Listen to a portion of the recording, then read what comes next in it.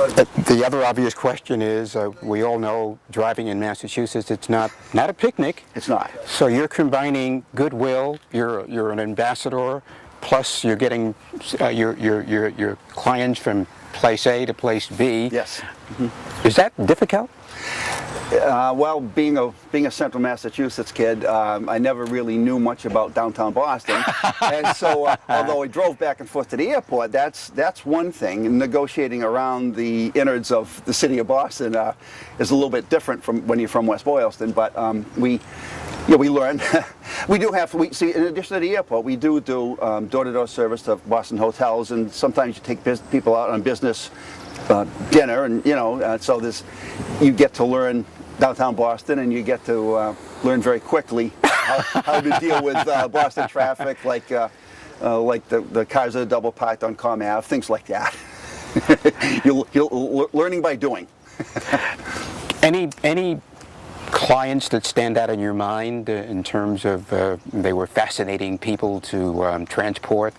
Yeah, actually, not all that long ago, I picked up a gentleman up in the town of Barry and brought him into a hotel in Boston, and he was an independent stage manager and sound man for mid-size rock groups, individual rock groups, that sort of thing. And he said he'd been to about every medium-sized city in the United States at least once, touring with all of these groups. And so he was rattling on and on about the different groups that he had worked for. And he was actually going to be 2 days later doing something on Good Morning America. And so he was a pretty fascinating kind of guy.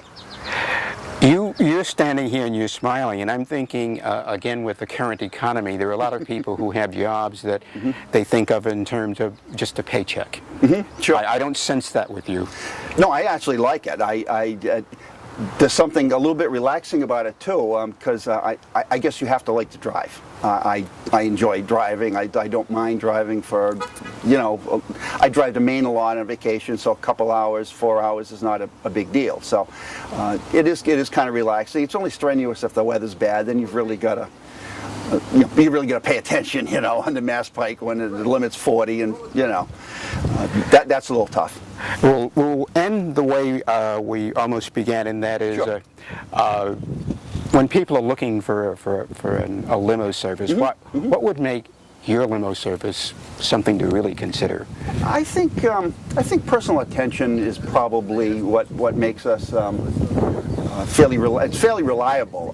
We seem to get a lot of compliments about being right on time. We, particularly with the cars, particularly with private service, but even with the van service, the general rule of thumb is plus or minus 10 minutes.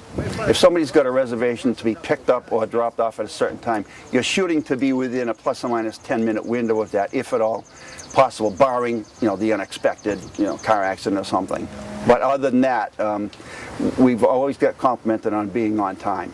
And that's so very important. It's very important. It's particularly when people are with the van service. If they're standing outside the shared van area at Logan, some of them are. You can get kind of cold out there. Terminally, you're familiar with, obviously, yes. And it's kind of wide open. So it's important to be on time as much as you possibly can. And that's something that's a standard.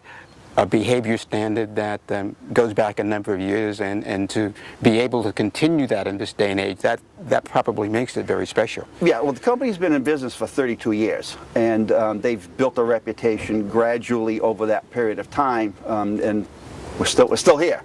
So, and we have awful lot of loyal customers.